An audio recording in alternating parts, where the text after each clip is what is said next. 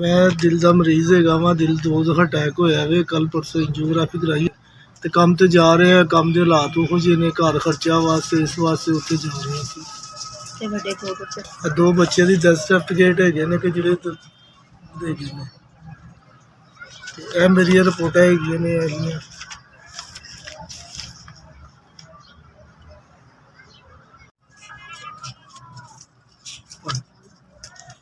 मेहरबानी जी, अल्लाह पाक उन्हों का भला करे, जिन्होंने दिते ने अल्लाह पाक उन्होंने रिज़्क च बरकत पाए, अल्लाह ने उन्होंने सेहत और तंदुरुस्ती दे। 5000 रुपया जिन्होंने भेजा, अल्लाह पाक उन्हों का भला करे। चलो साढ़े दवाइयां शवाइयां लै आवांगे।